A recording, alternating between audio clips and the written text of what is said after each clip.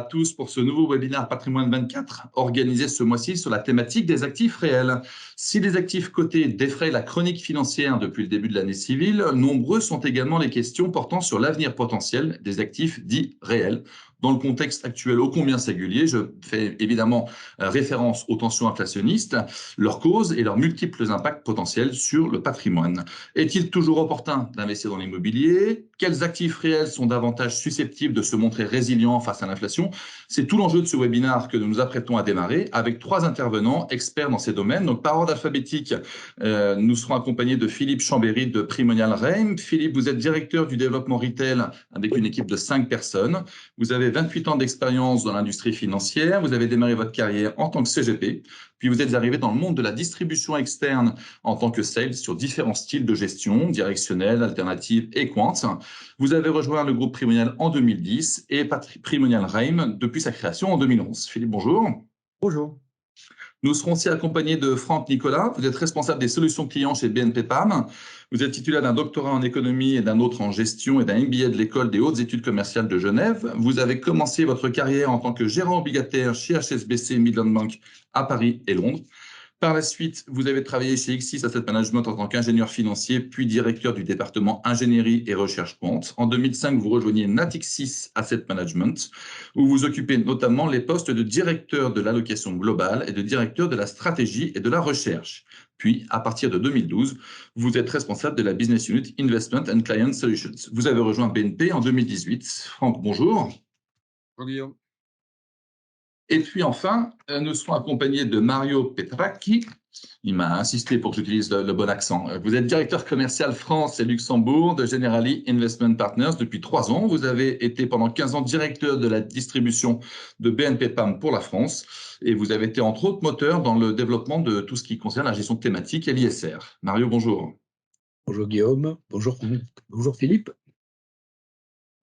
Donc voilà, première question pour vous, Franck.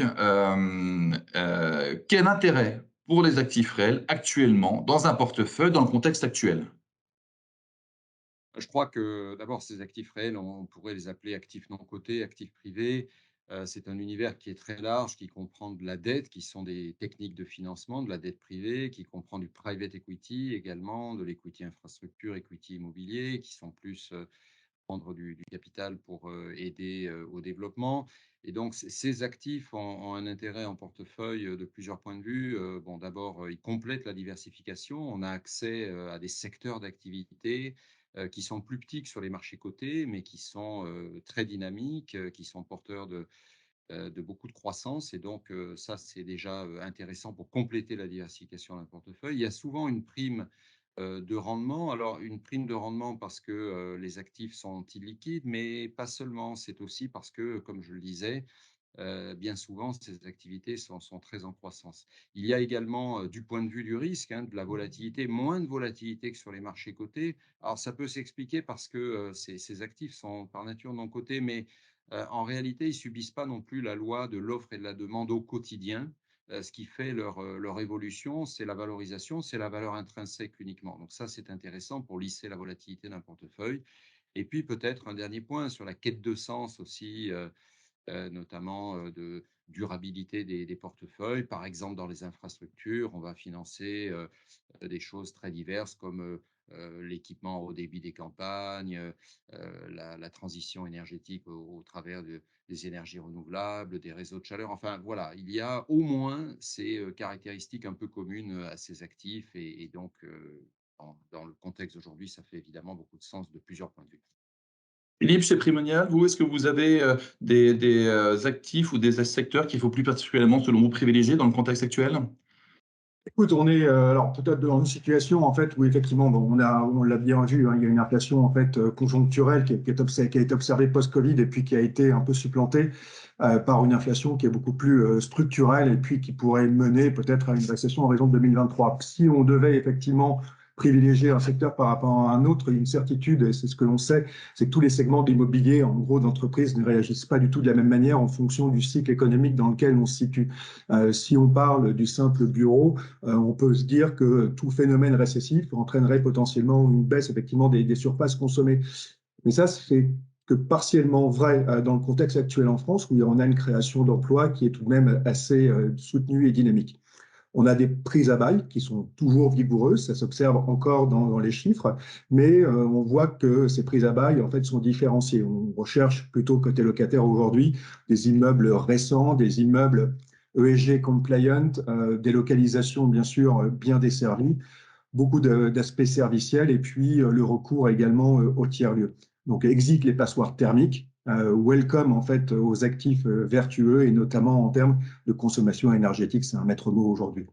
Si on parle de santé, par exemple, on a un secteur qui est pas ou peu cyclique, dans la mesure où on a deux méga trends que sont à la fois le vieillissement de la population et le manque d'infrastructures, ce qui ne manque pas d'être observé d'ailleurs par les gérants en fait d'actifs cotés qui sont omniprésents aussi sur le segment de la santé, on le sait. Là, on est sur effectivement aussi des locataires dont les conditions en fait de solidité financière sont intéressantes pour les cash flows futurs. Et puis, on a à côté de ça des segments comme le commerce et l'hôtellerie qui, eux, sont plus cycliques de fait. À l'exception peut-être de la Covid, les Européens continuent quand même à consommer. Ils ont quand même accumulé aussi une épargne qui était assez importante pendant ces mois de confinement.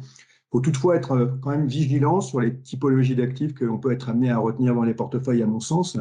Privilégier, par exemple, sur le segment du commerce, des actifs plus stratégiques en ce qui concerne les fonds et plus flexibles, tels que les murs de magasins, au détriment aujourd'hui des galeries commerciales dont les formats, en fait, sont aujourd'hui peu prisés de la part des investisseurs.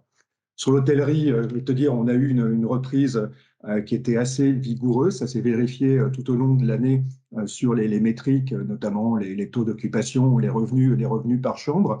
Il faut que la tendance se confirme en 2023.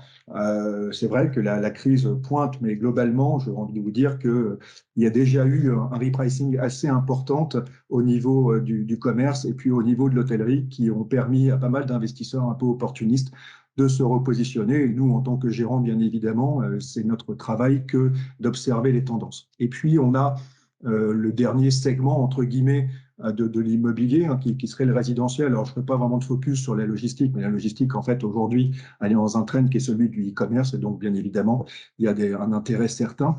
Mais on a le résidentiel, sur lequel, en fait, on a des loyers indexés, je vous le rappelle, sur l'indice sur l'IRL. On a aujourd'hui en France une réelle pénurie de logements. Ça, vous le savez, bien sûr, les valeurs métriques ont beaucoup progressé au cours des dernières années et marquent un petit peu le pas, mais c'est une classe d'actifs qui s'est toujours montrée assez résiliente. C'est la raison pour laquelle aujourd'hui, beaucoup d'investisseurs, notamment institutionnels, se sont remis sur la classe d'actifs. Ils ont toujours en fait cette tendance un peu précurseur. Et puis, il n'y a pas une seule manière, je vous rappelle, de se loger, mais il y en a de bien très différentes. On a à la fois du libre, du géré, avec aussi des nouvelles offres aujourd'hui qui apparaissent, issues en fait du monde anglo-saxon, avec des tendances telles que le micro-living ou encore le co-living. Bref, le résidentiel résiste plutôt pas mal en ces temps de crise. Difficile pour moi en fait de te dire réellement que privilégier. Je pense que j'ai essayé de dresser un panorama relativement Un panorama large. assez exhaustif des sous-catégories de l'investissement dans l'immobilier. Très bien. Mario, chez Generali, qu'est-ce que vous considérez concernant les actifs réels? Est-ce que c'est un effet de mode ou est-ce que c'est une vraie évolution structurelle dans la construction des portefeuilles des clients? D'après nous, c'est le début d'une tendance qui est très forte. C'est une tendance qu'on a vue dans un premier temps chez les investisseurs institutionnels qui ont augmenté de façon considérable depuis une dizaine d'années leurs investissements, que ce soit en immobilier, que ce soit dans la dette infrastructure ou le private equity, ou la dette privée depuis maintenant 12-13 ans.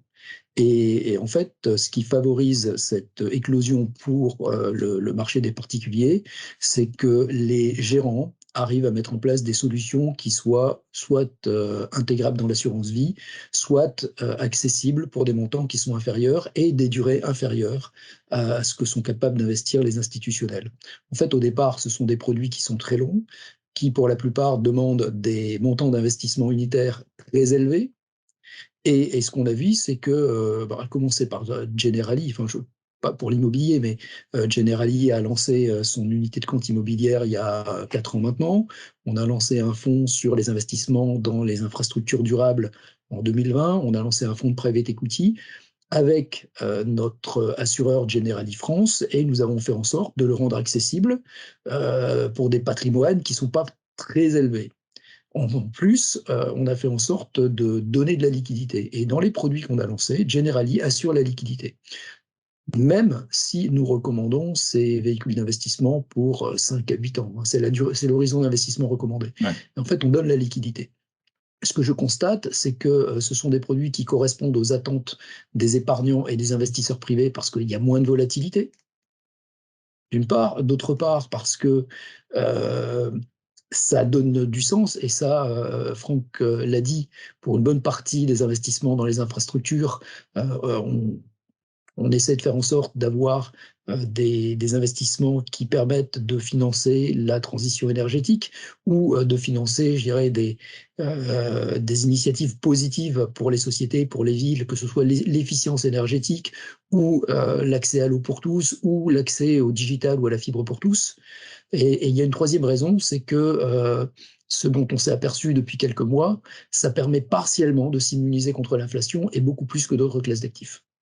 Voilà, donc toutes ces raisons font qu'à notre avis, ce sont des classes d'actifs qui vont se développer, l'offre va se développer, et on assiste à une démocratisation de classes d'actifs qui, jusqu'à une époque, étaient soit réservées à des institutionnels, soit à des family office, donc des investisseurs privés qui avaient des moyens considérables. Ce n'est plus le cas aujourd'hui, et l'offre augmente en France. Je ne vais pas parler des concurrents, mais ce que je vois, c'est qu'il y a une offre de qualité qui est en train de se développer en France. Chez BNP, Franck, vous, est-ce que vous avez vous êtes depuis longtemps aussi sur cette thématique-là, on a parlé de private equity, on peut aussi parler de private debt. Dans le contexte actuel de hausse des taux, dans le contexte que l'on connaît là, est-ce que si on devait choisir, est-ce qu'il faudrait choisir entre la private debt, la dette privée ou le private equity? Je ne pense pas qu'il y ait une réponse et une seule à cette question. Ça dépend un peu de chacun des portefeuilles, des horizons d'investissement. Mais en tout cas, ce que l'on recommande, et c'est ce que l'on voit d'ailleurs dans les portefeuilles institutionnels, donc on essaie ensuite de l'exporter également vers la clientèle des particuliers, c'est que la dette privée vient plutôt en substitution de la poche obligataire. Alors aujourd'hui, les obligations sont remontées en taux. Pendant un certain temps, évidemment, avec les taux négatifs, la différence était encore plus criarde, mais même dans cette remontée des taux d'intérêt, en réalité, la dette privée continue de faire du sens parce que il y a un surcroît de rendement, la diversification, comme on le disait. Souvent, on est à taux variable et donc, si la hausse des taux continue, on n'en souffre pas ou on ne fait pas de la même manière et très peu en réalité.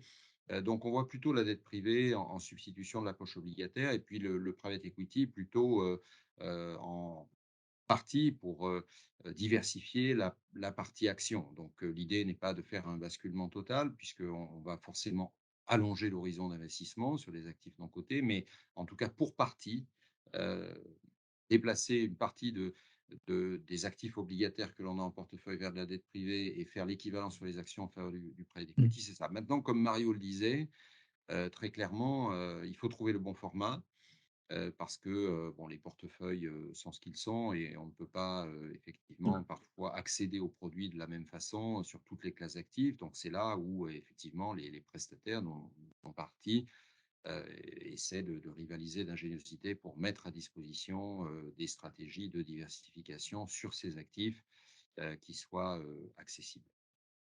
Si on revient sur l'immobilier, Philippe, vous chez Primonial, alors je ne vais pas vous demander s'il est toujours opportun d'investir dans l'immobilier, vous auriez, je pense, du mal à me dire l'inverse, mais surtout, est-ce que vous pouvez me dire en quoi est-ce qu'il est encore et toujours opportun d'investir dans l'immobilier selon vous chez Primonial? Alors, je pense que vous avez tous entendu parler d'inflation au cours des réunions précédentes, récentes en tout cas. Vous le savez, effectivement, on est dans une situation où les banques centrales vont certainement opérer un tour de vis assez conséquent. Enfin, en tout cas, on vise les deux au niveau de la BCE. Et ça va se traduire concrètement en fait par un renchérissement du coût de l'argent. Alors ça nous concerne tous bien évidemment. Pour l'immobilier, très concrètement, ça signifie un rétrécissement en fait de la prime de risque dont parlait Franck. Hein.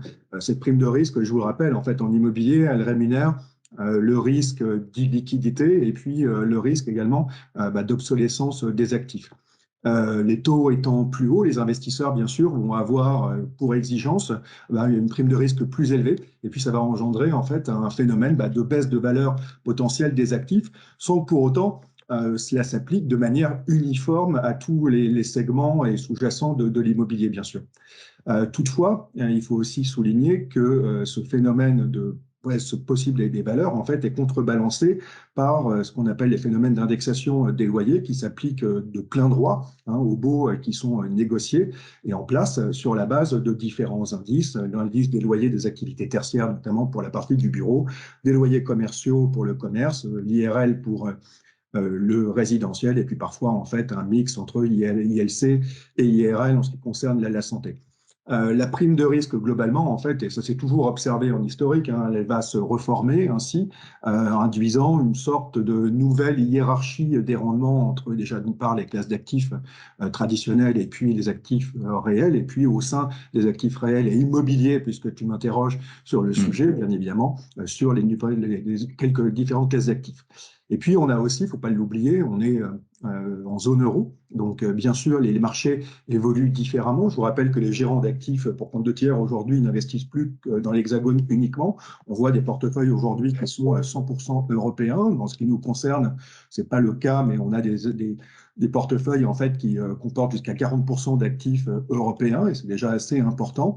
Et puis, je vais vous donner un exemple qui est assez intéressant. C'est la prime de risque qu'on observe aujourd'hui, par exemple, sur le résidentiel, parce que je pense qu'il y a beaucoup de gens qui aiment en fait cette matière. Enfin, en tout cas, les Français aiment le résidentiel, ça c'est sûr.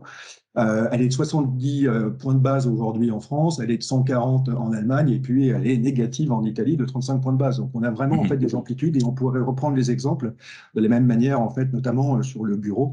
Et on pourrait parler effectivement du bureau ETEL.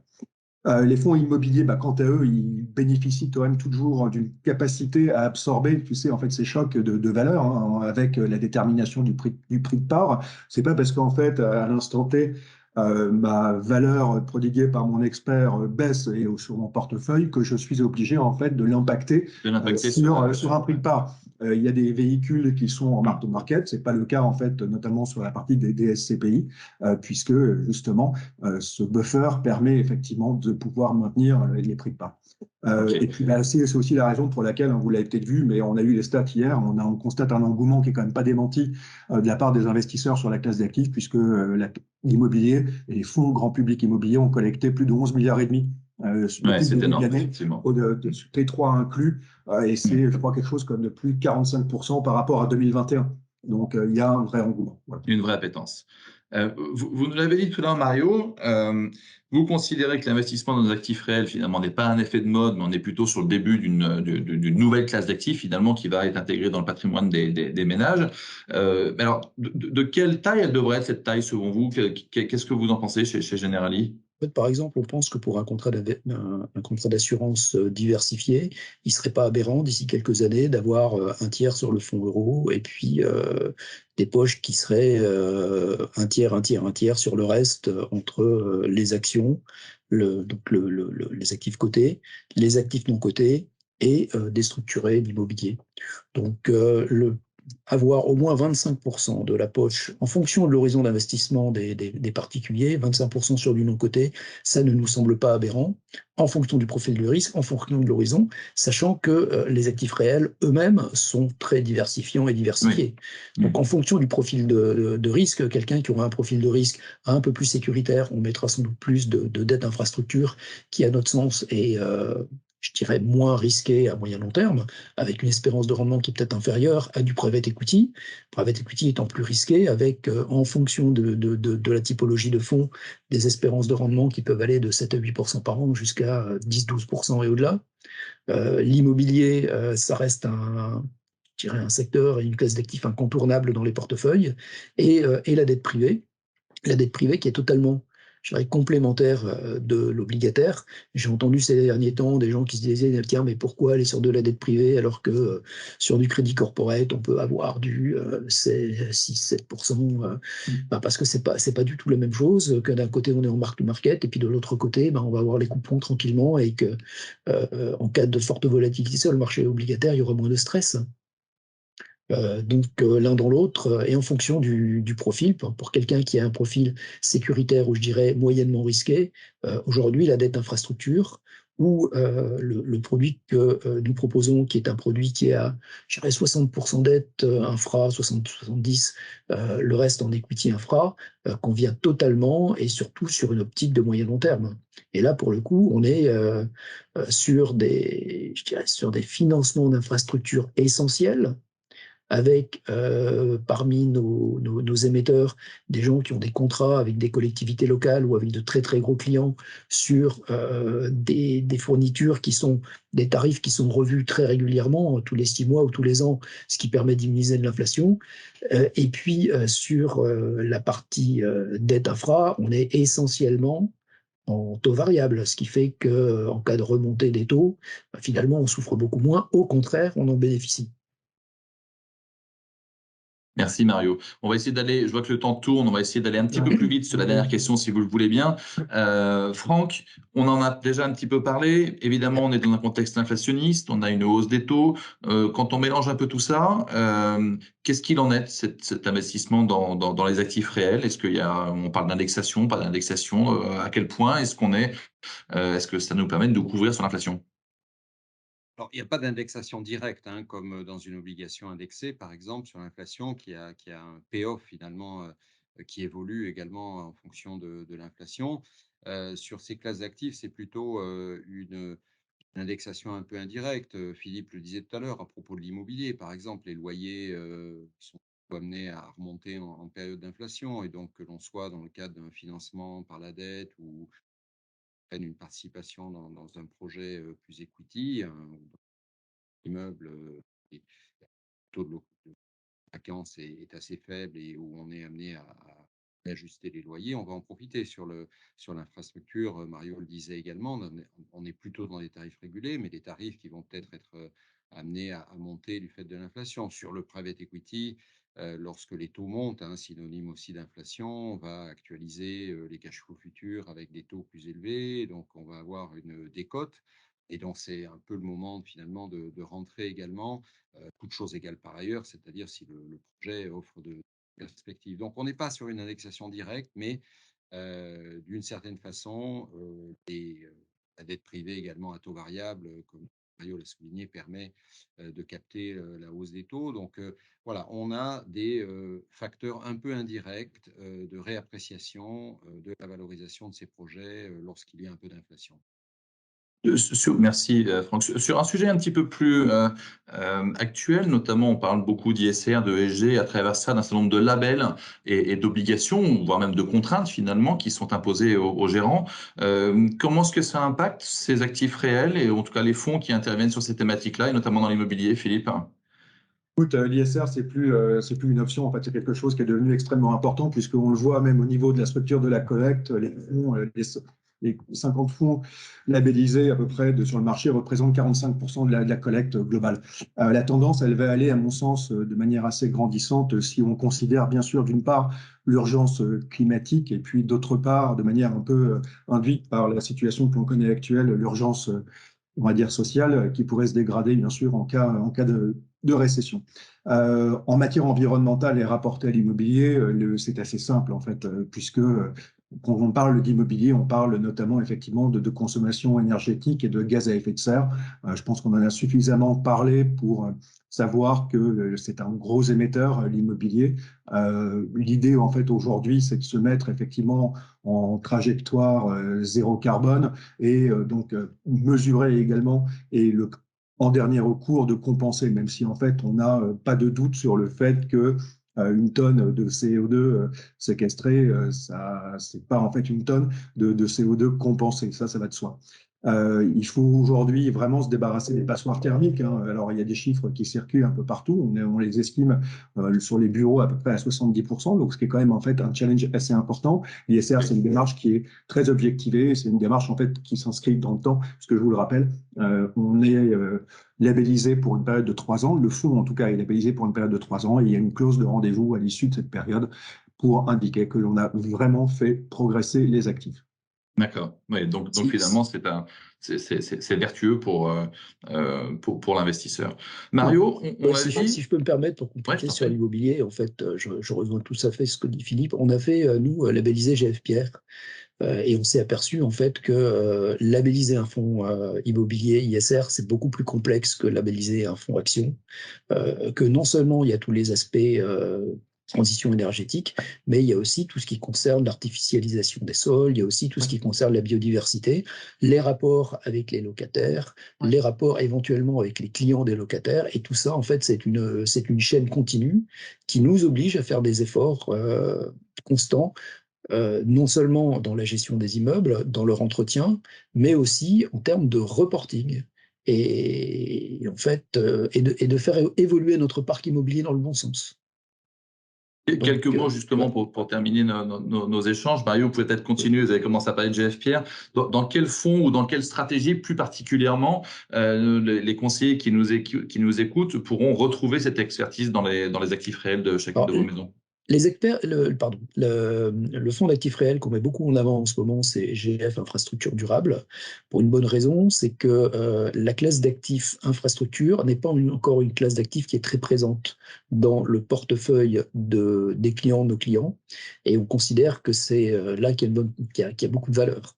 Donc l'immobilier, comme disait Philippe, les investissements dans l'immobilier depuis 2 ans ont explosé, ça continue.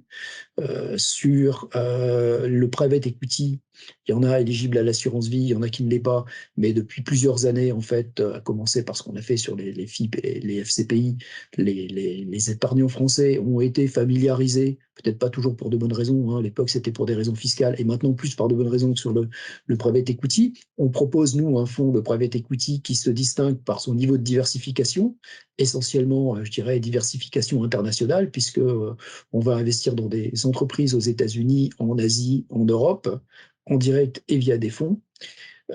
C'est pas le même type de risque. Donc aujourd'hui, pour des épargnants ou des investisseurs qui veulent une classe d'actifs qui soit pas trop risquée, on a sur GF Infrastructure Durable un niveau de risque de 3, une vision à long terme et quelque chose qui offre une réelle diversification par rapport aux obligations. On en a déjà parlé, hein, c'est le taux variable contre le taux fixe. Contre l'inflation, c'est la capacité des émetteurs à revoir leurs tarifs. Là, pour l'instant, on est vraiment, je dirais, très, très en faveur de cette classe d'actifs. Et ce fonds. Franck, chez BNP Paribas, un fonds, une gamme qui s'inscrit dans ce que vous venez d'évoquer? Oui, nous faisons l'effort à l'heure actuelle au travers d'un produit, d'une unité de compte qui s'appelle Harmony Prime, un peu construite sur le modèle qu'indiquait Mario tout à l'heure des 3 tiers. Il n'y a pas que des actifs non cotés dedans. Les actifs non cotés font 1 tiers. Il y a aussi 1 tiers d'actions couvertes avec des techniques de couverture assez élaborées. 1 tiers d'obligations très courtes pour l'instant. Donc, le produit n'a pas du tout souffert de la hausse des taux. On s'interroge au contraire aujourd'hui à passer sur les taux longs. Sur le 1 tiers de non coté, c'est très diversifié. Il y a environ 2 tiers de dette et 1 tiers de private equity dans des secteurs très diversifiés. Donc, c'est plutôt adapté à des clients qui veulent mettre un premier pied, je dirais, dans le monde des actifs non cotés, mais le faire dans une unité de compte un peu généraliste qui possède donc 1 tiers d'actifs non cotés, ce qui fait également qu'on est sur quelque chose qui est relativement liquide, hein. Il y a 2 valeurs liquidatives par mois sur Harmony Prime. Et on a également du coup un SRRI très faible, hein, à 3, puisque les actions sont couvertes et que le non coté est très peu volatile lui-même. Voilà, donc c'est un fonds qui a un peu souffert depuis son lancement fin 2020, mais qui a très bien résisté dans le secteur, puisque voilà, pas de taux long, des actifs non cotés qui ont rapporté du rendement et peu de volatilité. Donc son positionnement depuis l'origine est très bon. Et voilà, donc c'est pas un pur produit non coté, mais pour des Une bonne manière de commencer à adresser cette classe d'actifs. Exactement. Très clair. Philippe, chez Primonial Reim? Écoute, je n'en mettrai pas un, mais je mettrai toute la gamme potentiellement en avant. Allez, je blague. Allez, si on n'a pas beaucoup de temps et s'il fallait retenir en fait un fonds qui, comme on le disait tout à l'heure, va bien jouer la cyclicité dans laquelle on se trouve, c'est peut-être Primovie, qui est une SCPI. Primovie, en fait, elle investit à la fois dans l'immobilier de santé et d'éducation, parmi les plus importantes capitalisations du marché. C'est un fonds qui est labellisé ISR. Il joue en fait à ce titre à la fois sous l'angle environnemental et sociétal. On s'intéresse bien évidemment effectivement aux deux pans, sans oublier parfois la gouvernance qui est aussi souvent laissée un petit peu de côté par beaucoup en fait d'orateurs. La SCPI délivre un rendement stable depuis sa création en 2012. Elle a investi en fait un peu partout en zone euro. Il y a à peu près 40% du portefeuille qui est détenu dans des pays comme l'Allemagne, l'Italie, l'Espagne, la Belgique, les Pays-Bas. J'en passe, et des meilleurs. Et bien sûr, c'est un fonds qui est extrêmement mutualisé à la fois en termes de baux et d'actifs. Voilà. Et puis pour ceux qui veulent, on va dire, s'intéresser à un véhicule que je dirais un peu tout-terrain et multistratégie en unité de compte, ce sera bien sûr l'inénarrable SCI Capimo qui capitalise, enfin qui a un actif net de 7 milliards et demi, voilà, et qui est bien connu par vous, distributeurs, et auprès des clients également. Très bien. Et effectivement, les CGP qui nous écoutent ou les professionnels du patrimoine n'hésiteront pas à se rapprocher des différentes équipes commerciales de vos maisons pour avoir plus de détails sur ces fonds ou sur d'autres fonds aussi qui pourraient s'inscrire dans cette veine-là. Écoutez, merci à tous les trois pour ces éclairages extrêmement intéressants. Et puis, je vous dis à toutes et à tous qui nous écoutez, à très bientôt pour un autre webinaire Patrimoine 24.